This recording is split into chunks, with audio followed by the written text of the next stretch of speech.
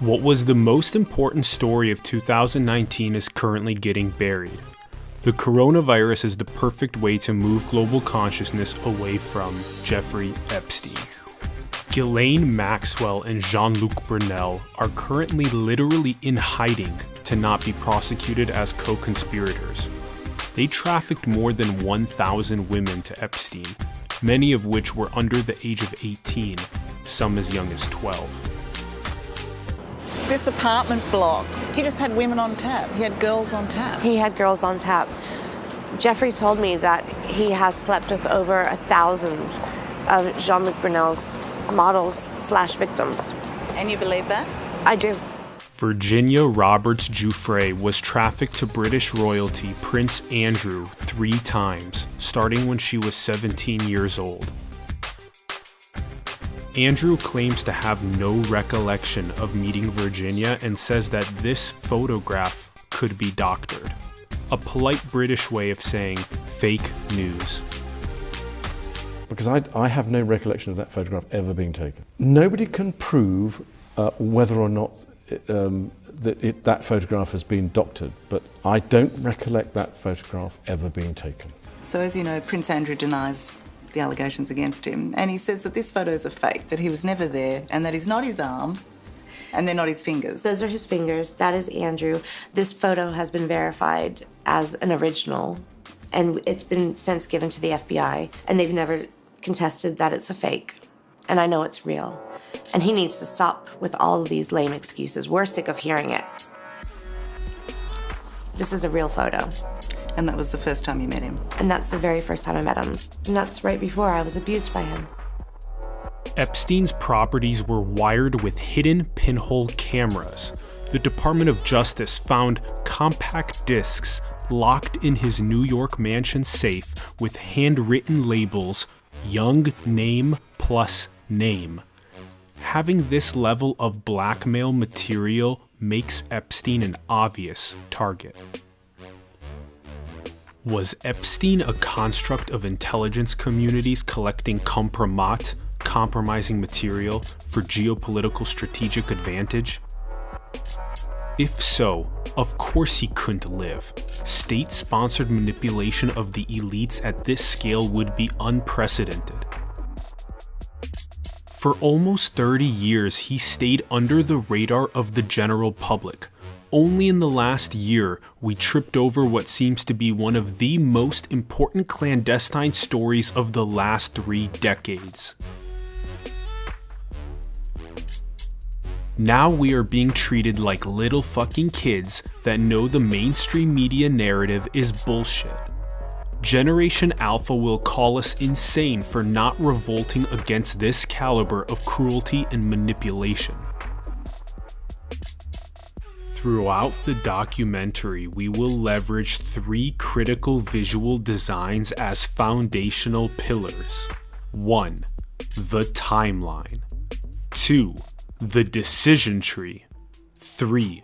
The questions. Let's begin keeping a tab on our most important questions. 1. How do we inspire tech and military intervention in capturing Ghislaine Maxwell and Jean-Luc Brunel? 2. How do we catalyze Prince Andrew and the royal family to come clean about their involvement? 3. How do we activate the use of information found on the compact discs? 4. Was Epstein a construct of intelligence communities for geopolitical strategic advantage? Here are 5 4-word phrases that will help us understand why this happened. Take my private jet. Come to my island. Stay at my mansion. I have young women. I'll write a check. Ethics seem to fly out the window when money, luxury, sex, and power are offered to humans. Epstein targeted the most primordial instincts of the global elite. He got more people to think with their dicks than with their hearts. He was an ego masseuse through pedophilic honeypotting. Imagine Epstein bouncing a very attractive 22-year-old woman on his knee to taunt powerful elites like a sapiosexual Hugh Hefner. Finding no signs of childhood trauma, what were the main reasons for Epstein's actions? A swift climb up the Bear Stearns hierarchy to become a limited partner after just 4 years in 1980. Advising the bank's wealthiest clients on tax mitigation strategies, violating Regulation D of the SEC, joining Tower Financial Corporation, which imploded as one of the biggest Ponzi schemes in American history, losing investors over $800 million in today's money. By 1991, Leslie Wexner, chairman and CEO of L Brands, with flagship companies Victoria's Secret, Abercrombie & Fitch, Express, Bath & Body Works, granted Epstein full power of attorney over his affairs. Maria Farmer has filed a sworn affidavit in federal court in New York alleging Leslie Wexner sexually assaulted her in the summer of 1996. Epstein attended Victoria's Secret fashion shows, hosted the models at his New York City home, and helped aspiring models get work with the company. He became fluent in offshore tax havens, reducing federal income taxes by 90% while being a part of the US banking system. This cocktail of hunger for sex and greed seems to be a perfect foundation for what transpired. Epstein was apparently moving money in the tens of millions in the early 2000s and began funding heterodox science research and education through his foundation. But where are Epstein's financial and trading records, his SEC filings, his taxes? What's the source of his wealth? In 2005, evidence of pedophilia came to the surface, which quickly avalanched into 50+ women with basically the same story against one guy. Anybody would be fucked for life if this happened to them, but not Epstein. With a quick visit to our timeline, we see that in 1953, Epstein was born. Then in 1980, he became an LP at Bear Stearns. In 1991, Leslie Wexner granted him full power of attorney over his affairs. Also in 91, Robert Maxwell died with his stolen $570 million fortune in pension funds. In 95, Ghislaine Maxwell became Epstein's best friend and began creating playbooks for procuring girls. In 2001, Virginia Roberts Giuffre was trafficked to Prince Andrew.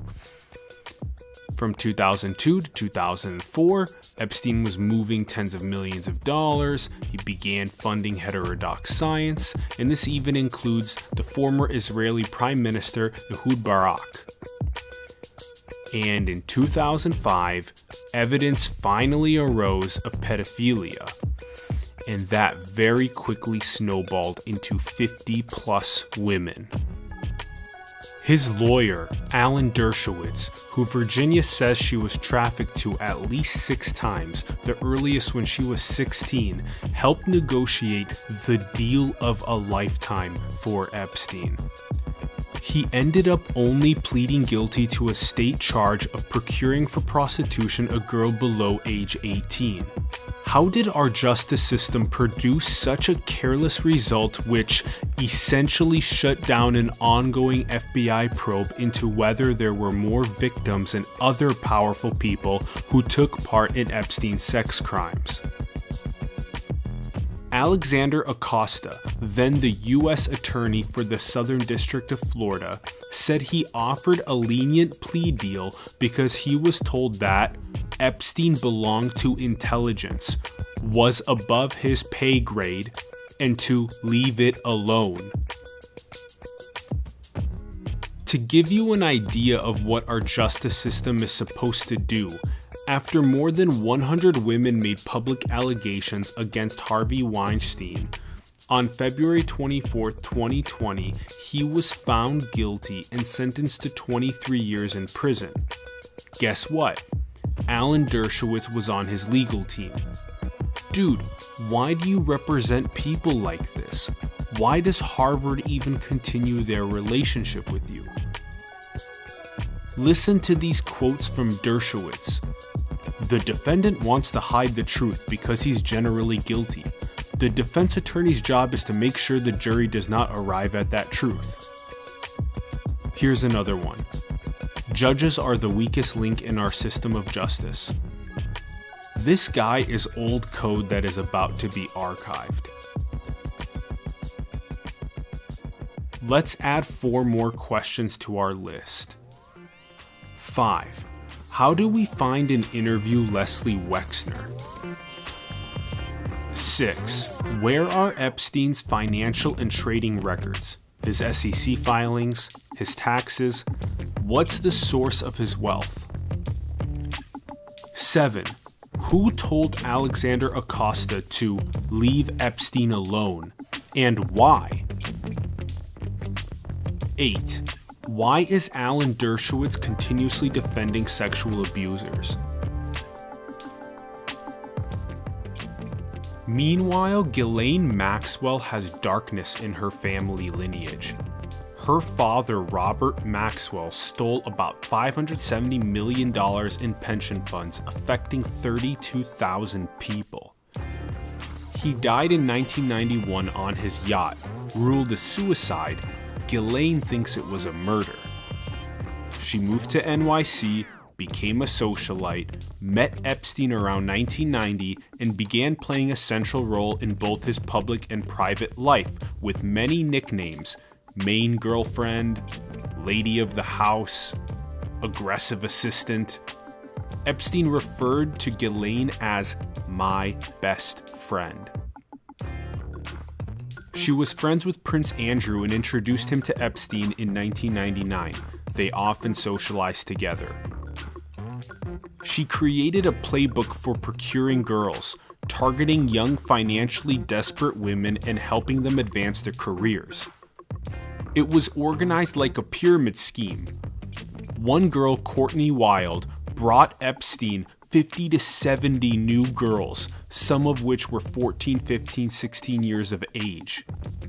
Yeah, definitely targeted, children like myself that were vulnerable to him and his money, and we felt like we were being helped and saved by him when ultimately he was just preying on us. Determining criminal liability becomes tricky when the victims also become perpetrators. There were also several women furthering Epstein's work, acting as personal assistants for up to 20 years, keeping names, calling girls, arranging travel, lodging, and encounters. The amount of global elite intertwined with Epstein is very large. Many were just friends before the surfacing of pedophilia, others were business acquaintances, some of which kept engaging with him after his first jail sentence and sex offender registry. Like Prince Andrew, coming to visit Epstein in 2010 after his sentence with this notorious photo walking together in Central Park. Also, this notorious video of him looking out the New York mansion door after escorting a woman out. Lastly were those that participated in the sex trafficking. Many world leaders, organizations, Hollywood celebrities, entrepreneurs, and even scientists got lured in. I was trafficked to other billionaires. I was trafficked to politicians, professors, even royalty.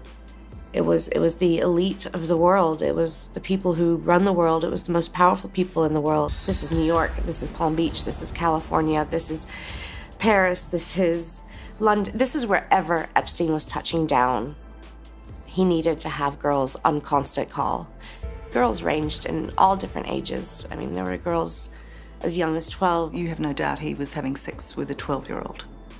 I was told by him that he was having sex with 3 12-year-olds sent by Jean-Luc Brunel. And Jeffrey laughed about it. He laughed. He thought it was funny. What do you think when you see that photo? I mean, they're just two of a like mind, you know? They both love having sex with young women. They both think that they can get away with everything, that they're above society, and, you know, for a long time, Jeffrey was. He proved it, didn't he? Virginia Roberts Giuffre said she couldn't comprehend how in the highest levels of the government, powerful people were allowing this to happen. Not just allowing, but participating in it.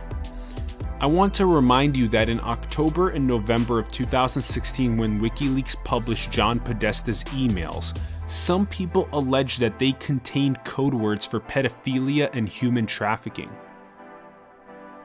In 2015, ABC News flew Virginia Roberts Giuffre to New York City for a long interview with Amy Robach, who was caught on a hot mic incident thanks to Project Veritas, where she claims... I've had the story for 3 years. I've had this interview with Virginia Roberts. We would not put it on the air. Then the Palace found out that we had her whole allegations about Prince Andrew and threatened us a million different ways. It was unbelievable what we had. Clinton, we had everything. There will come a day when we will realize Jeffrey Epstein was the most prolific pedophile this country has ever known. And I had it all 3 years ago. So do I think he was killed? 100%. Yes, I do. Because he made his whole living blackmailing people. There were a lot of men in those planes, a lot of men who visited that island. Ghislaine Maxwell, she knows everything. She should be careful. Well, she was she went out and recruited all of these girls. She should watch her back. The Palace threatened us a million different ways is a very important segment. The UK is bullying the First Amendment of the USA. The Palace is using power to manipulate the non-dissemination of incriminating evidence against Prince Andrew from one of our longest-running mainstream news networks, ABC. Was Prince Andrew's name on any of Epstein's compact discs? Given the USA-UK geopolitical alliance, which since World War II has been called the special relationship and the cornerstone of the modern democratic world order, would our Department of Justice go as far as to incriminate Prince Andrew by sharing video evidence affirming that he lied during his interview, or would the DOJ burn that shit the second they found it? A lot of complicated geopolitics rest on the best friends USA-UK relationship. Since it works in the Palace's favor to refuse allegations from afar, why would Andrew give the interview where even a child can see something's fishy? Time to add 5 more questions to our list. 8. Are Robert Maxwell's $570 million stolen fortune and the $577 million fortune of Epstein one and the same? Number 9. How do we find and interview Epstein's personal assistants?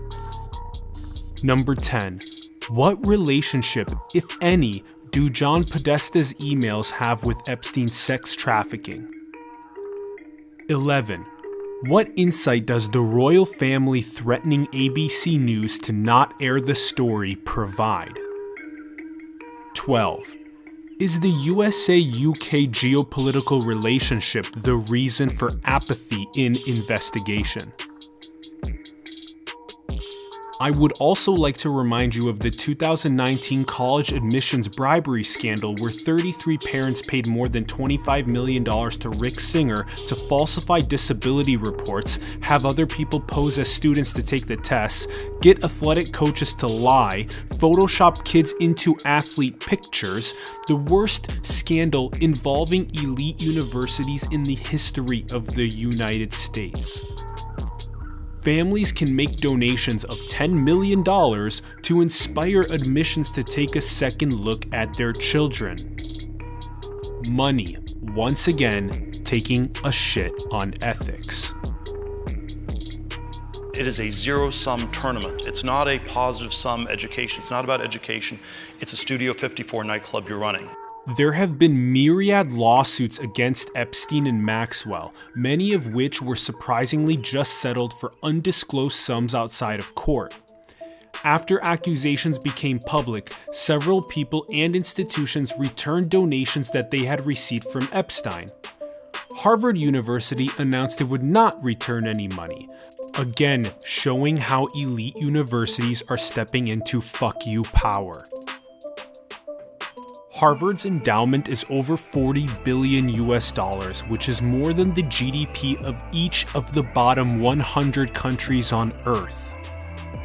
Plus, we still don't have a clear answer on US elite universities accepting foreign bribes and if intelligence agencies are exposing this vulnerability to spy.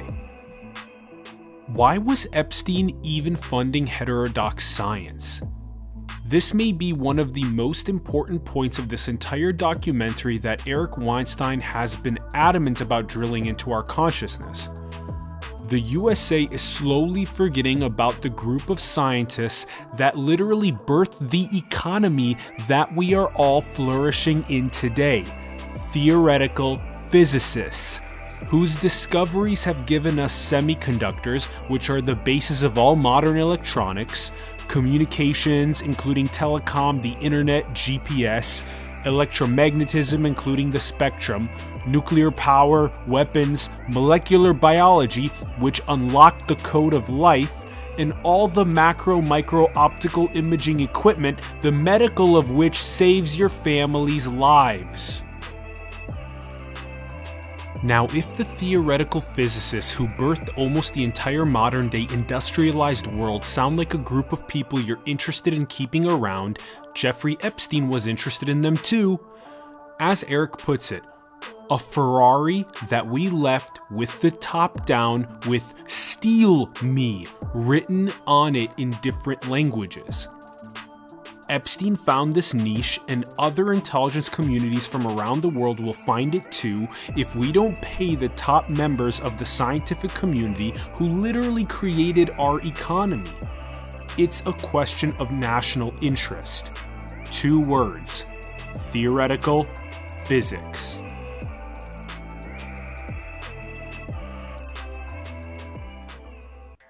Three more questions to add.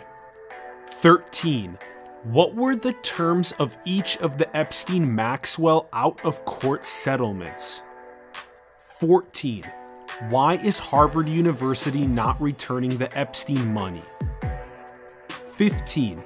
Was Epstein exposing the weakness of our theoretical physics community being poorly funded and ready to be stolen? Alright, back we come to the timeline. As you remember, after the evidence of pedophilia surfaced in 2005 and snowballed into 50-plus women, in 2008, when Alan Dershowitz negotiated the deal of a lifetime, when Alexander Acosta is told to leave it alone, and how Epstein served just 13 months. From 2010 to 2019, there have been this myriad of lawsuits against Epstein and Maxwell being settled for undisclosed sums outside of court.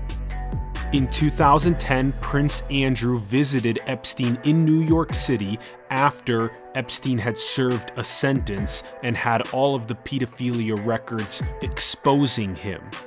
In 2015, Virginia Roberts Giuffre exposes Jean-Luc Brunel's MC2 modeling agency as sex traffickers to Jeffrey Epstein. Also in 2015, ABC News interviews Virginia and the royal family threatens ABC. In 2016, WikiLeaks publishes John Podesta's emails allegedly containing pedophilia code words. Alright, on to our next section. Sir, we take every inmate's life very seriously in the Bureau of Prisons. A high-profile inmate is no more important or significant in terms of our operations than just the average inmate that comes our way. We should be treating people who are yet to testify against other felons, against other rapists. They have a lot more priority for your institution, don't they? But you and I both know they can make this a top priority and get it done more quickly than they normally would. Attorney General William Barr described Epstein's death as a perfect storm of screw-ups.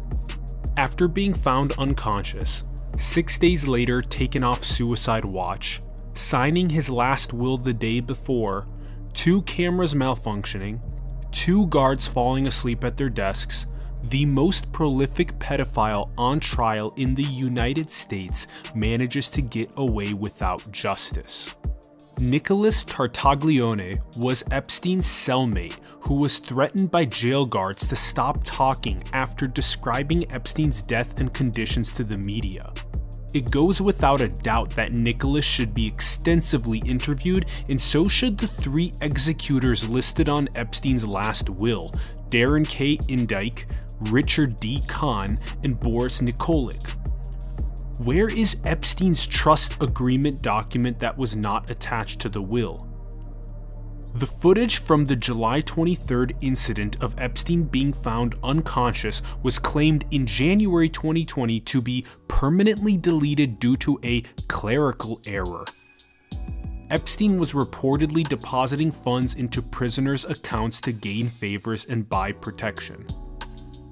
Epstein's left and right thyroid cartilage was fractured, and his hyoid bone was broken, which is said to be more indicative of strangulation than suicide. The blood on Epstein's neck was absent on the bed sheets.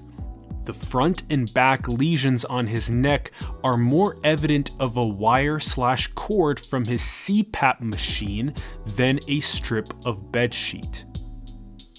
Guards say they cut him down. But from what? The top bunk?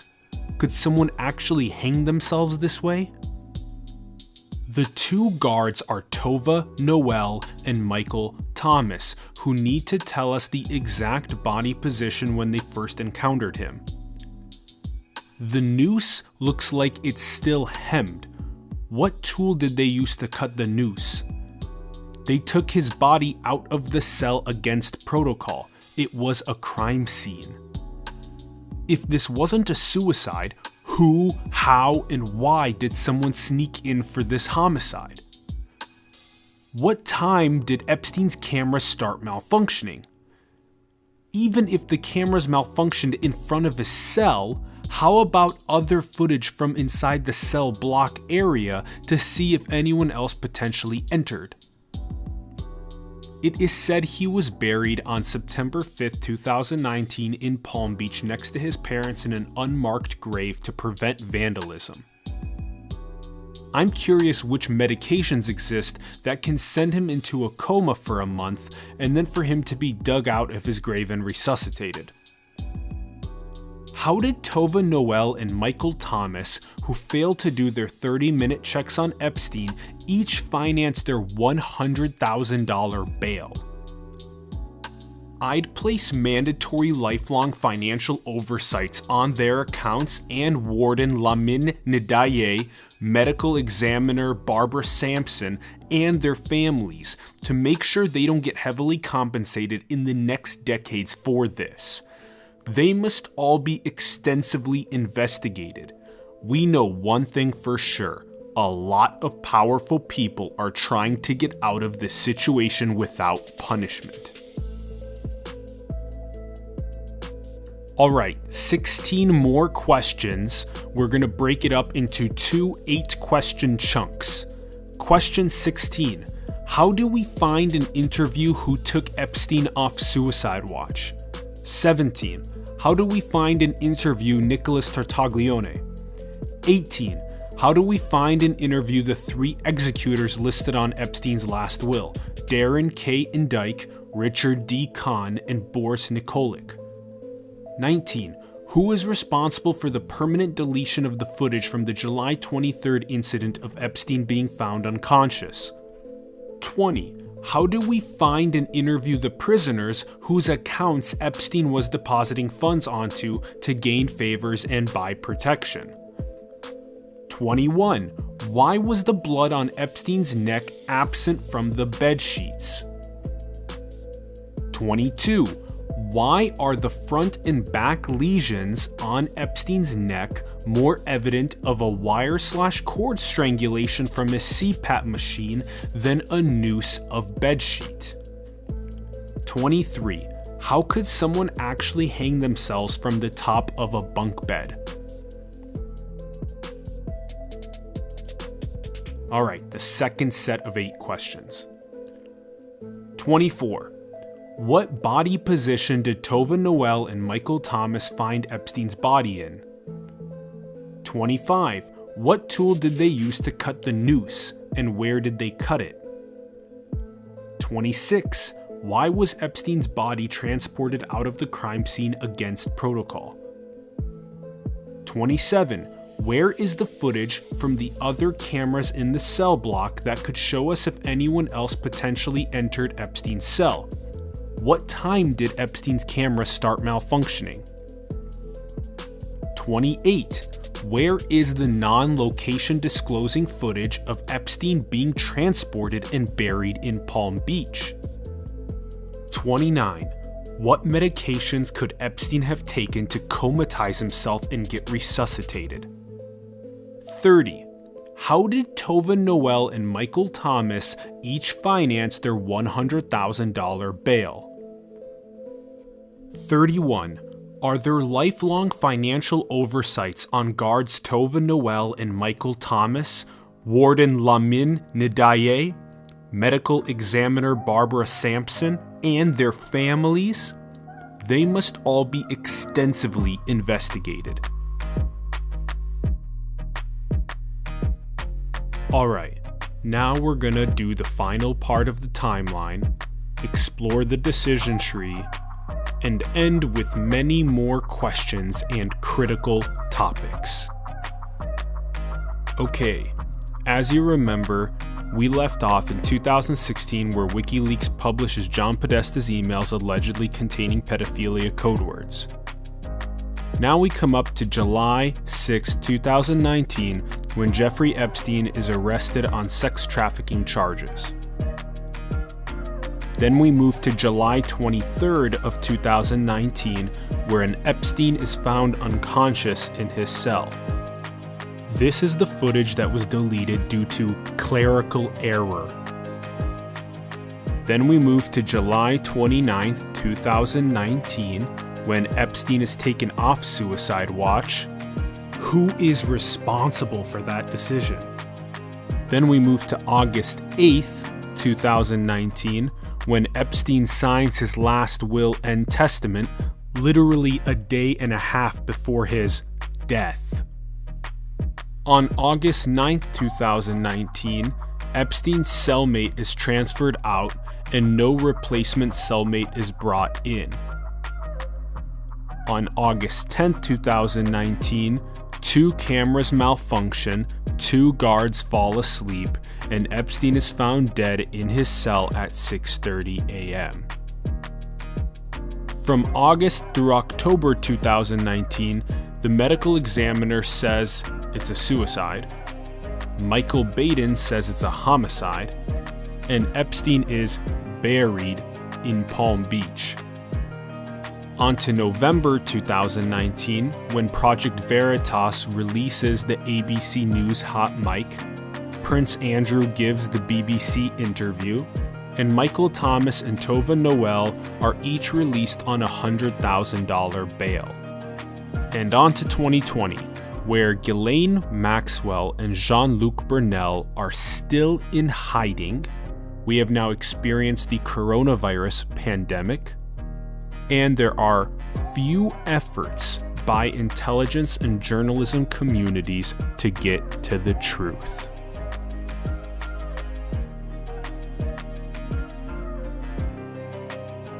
Onto the decision tree. I would like to start by saying that this is a decision tree of what I think are the most likely outcomes. Obviously, there are options I have not calculated, and feel free to contribute. The links to the timeline, the decision tree, and the questions will all be in the bio below. This is a collective effort. Let's do this. All right, on the trunk of the decision tree, it bifurcates into two sections, dead and alive. We're going to go ahead and start on the alive side, which is the side that I think is much less likely. As we move up the alive side, our next bifurcation gives us two options.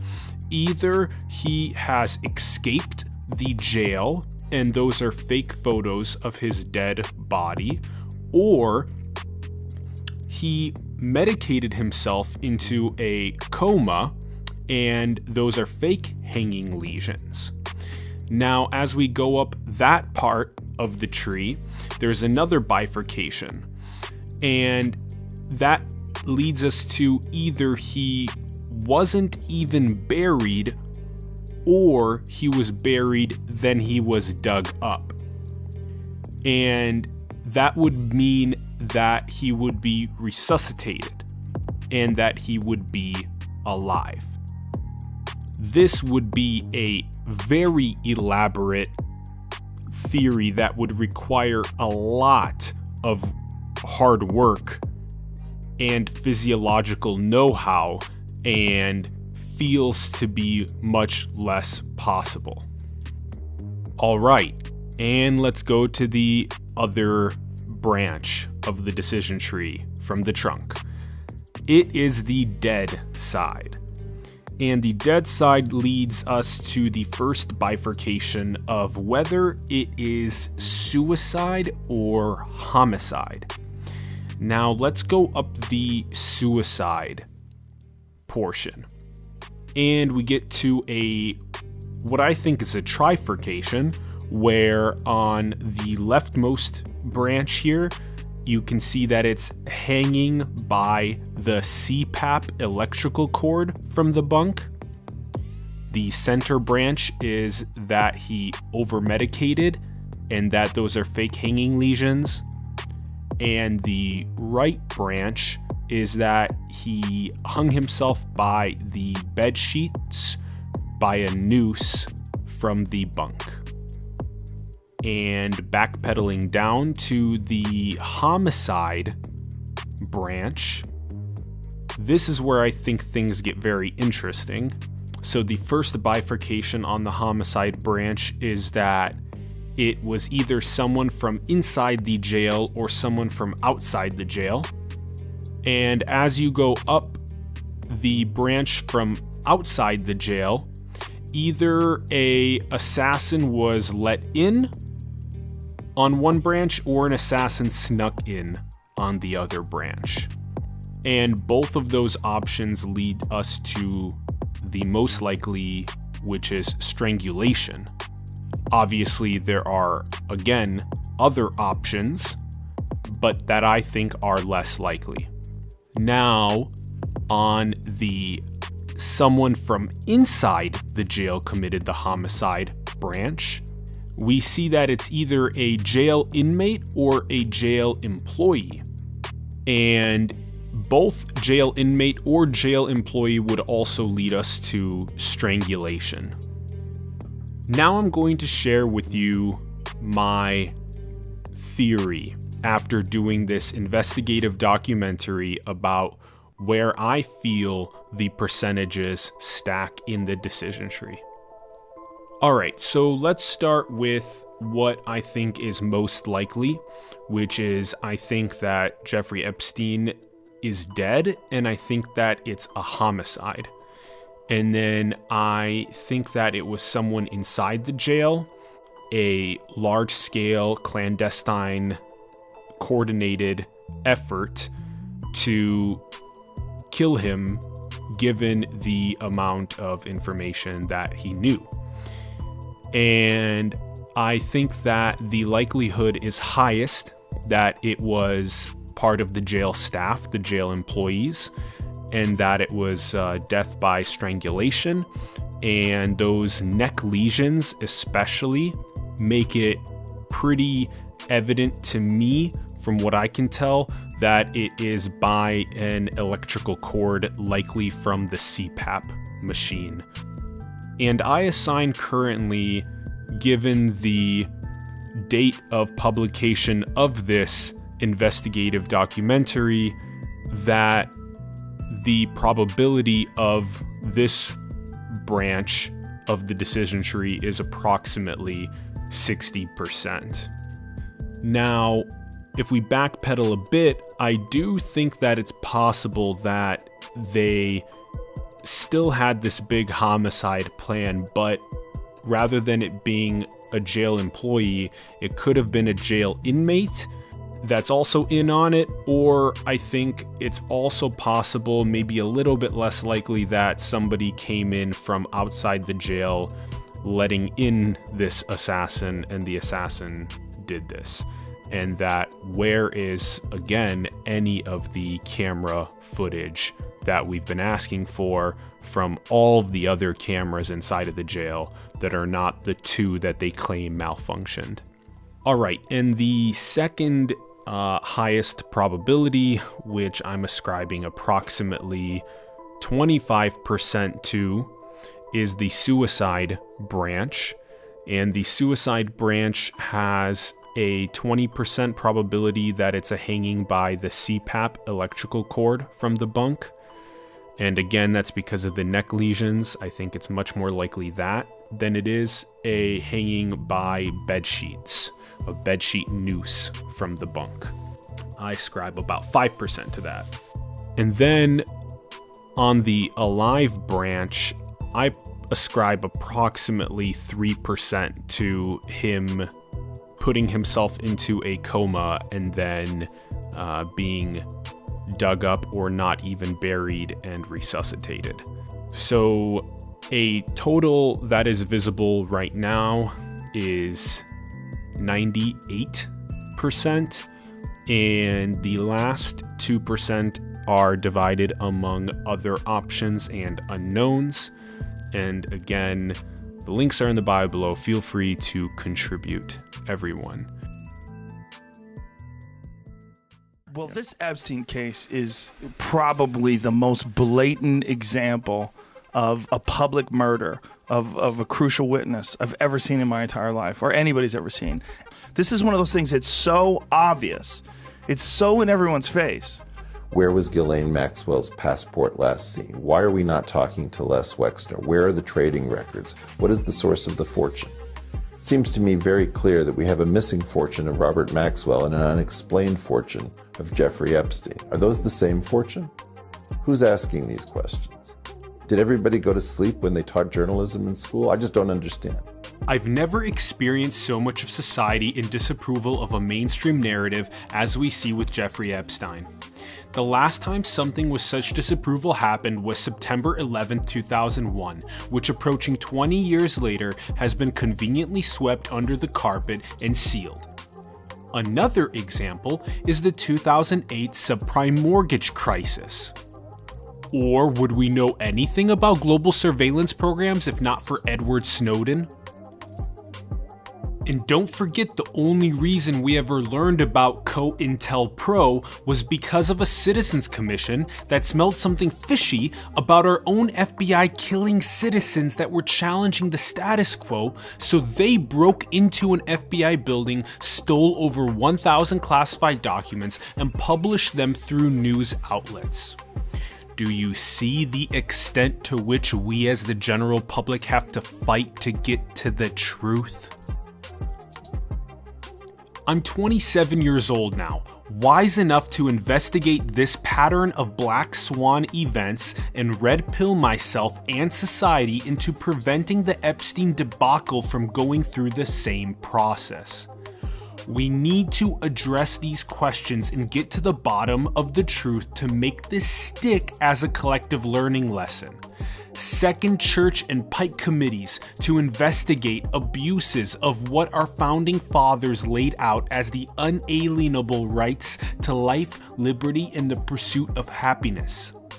We strive for the USA to lead the world in heterodox thinking, not to quell our brightest minds deviating from mainstream narratives. The global elite outside the in-group are calling it out as it is. Syrian President Bashar al-Assad said, يعني الملياردير الأمريكي جيفري إبستاين قتل منذ أسابيع، وقالوا بأنه انتحر في السجن، وهو قتل لأنه يحمل أسرار هامة جدا تتعلق بشخصيات هامة في المنظومة أو في النظام الأمريكي والبريطاني وربما في دول. It's important to hear the opinions of Xi Jinping, Vladimir Putin, Tim Cook, Jeff Bezos, and pretty much the elite of every country and corporation on Earth about their thoughts on the death of Jeffrey Epstein. Remember that on December 13th, 2003, Operation Red Dawn found Saddam Hussein in a fucking spider hole in Iraq. That's how bad we wanted him. Also, remember how swiftly SEAL Team 6 took out Osama bin Laden on May 2nd, 2011 in Pakistan. We create titles like the world's most wanted terrorist. We should create the title the world's most wanted sex traffickers and give equal resources to the capture of Ghislaine Maxwell and Jean-Luc Brunel.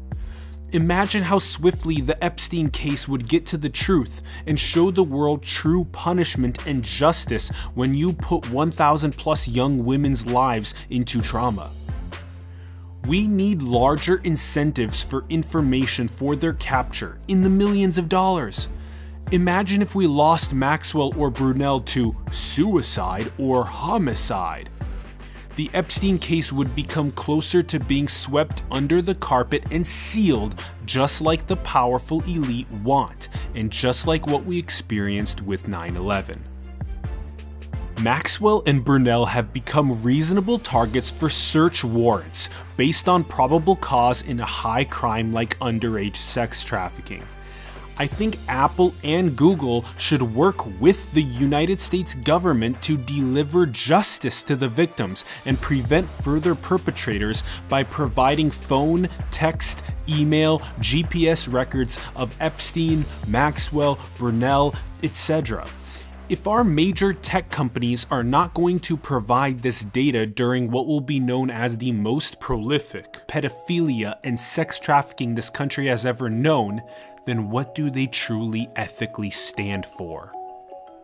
Big tech in just 20 years has become so intimately intertwined with society that it has become a gateway for foreign influence in not only political elections, but also our everyday consciousness, leading to things like military advantage. The ability to steer billions of eyeballs is unprecedented scale that can also be used positively to galvanize people into justice for these biggest crimes, preventing further traumatic global catastrophes. Imagine greater transparency, where we'd be able to get the video camera footage from Tramp nightclub in London where Virginia says she danced with Andrew, or have safeguards preventing the corruption of the footage from the cameras in the jail where high criminals like Epstein were housed. Alright, 8 more questions to add. Number 32. What similarities does the Epstein Black Swan event have with the COINTELPRO, 9/11, subprime mortgage crisis, global surveillance, and the 2016 US political election? 33. How do we inspire a second Church and Pike committee? 34. Who is behind the idea suppression complex preventing heterodox thinking from emerging in the United States? 35. Who else in the global elite outside the in-group can provide valuable insight into Epstein? Where is commentary from national presidents and corporate CEOs on Epstein? 36. Why is the global journalism community failing to gain even the smallest breadcrumb commentary on the Epstein story? Is this being killed at the editorial or higher level? 37. Why have we not deemed Maxwell and Brunel the world's most wanted sex traffickers and taken them into custody as quickly as Saddam and bin Laden? 38. Why haven't Apple and Google vocalized their compliance in providing records of Epstein, Maxwell, and Brunel? 39. How can we gather other insightful data points like credit card companies providing records of Epstein, Maxwell, and Brunel's transaction history, or video camera footage from places like the Tramp nightclub in London? One heretic opinion I'd like to offer is, I myself have prostituted my body for money and power to higher status men and women. Of course I'm a man doing this, not a woman, creating different dynamics, but I would encourage the women who gained affluence in the hierarchy and are interested in telling a heterodox story about how they were able to accelerate their careers through Epstein, Maxwell, and the global elite to speak as well. This is not just a one-sided story about victims. When you are flown around on private jets, stay at mansions, islands, and spend time around people worth billions of dollars, this is a double-edged sword. Any smart person will tell you to not only get behind the eyes of the Jews in the concentration camps during World War II, but also behind the eyes of the Nazi prison camp guards who thought they were doing the right thing. Get behind the eyes of the orchestrator of it all, Hitler. The deepest empathy is the ability to get behind each of those complex perspectives and realize how it could have easily been you. In fact, it was us. The same goes for all perspectives in the Epstein case.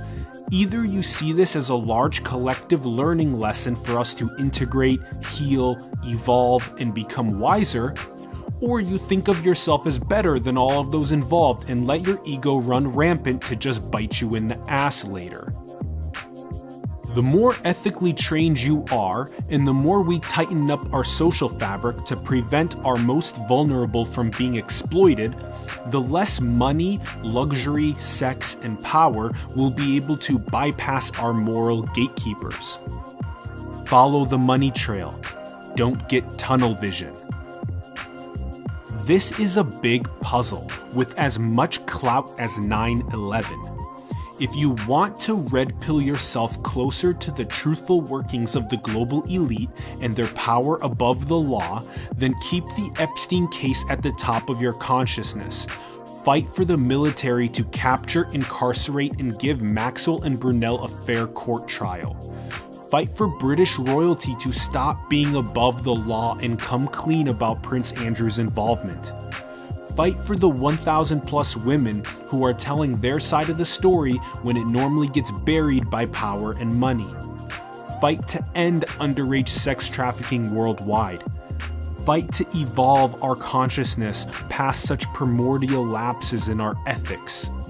Most importantly, fight for the underdogs. Fight for the most vulnerable. Because if we don't step up now, this is only the beginning of getting thrown around by plutocrats in the AI age. 8 more questions to add. Number 40. How do we encourage the often quelled heretic opinions of women who greatly advance their careers through the Epstein-Maxwell-Brunel networks to speak? 41. How do we inspire the empathic practice of getting behind all perspectives in the Epstein case? 42. How do we improve our awareness of money, luxury, sex, and power influencing our ethics? 43. How do we integrate, heal, evolve, and become wiser from this as a collective learning lesson? 44. Could this be further practice grounds for the global elite to test how dominating and manipulative they can be to the masses until our tipping point of revolution? Circling us back all the way to the beginning, number 45. Could the coronavirus be a weapon to move society's consciousness away from Jeffrey Epstein? 46. How deep is the Epstein pedophilia and sex trafficking network that we tripped over? What is the likelihood this was not destroyed at the root level but will spring up again in our weak points? 47. Where will the approximately $577 million of Epstein's fortune go after creditors are paid?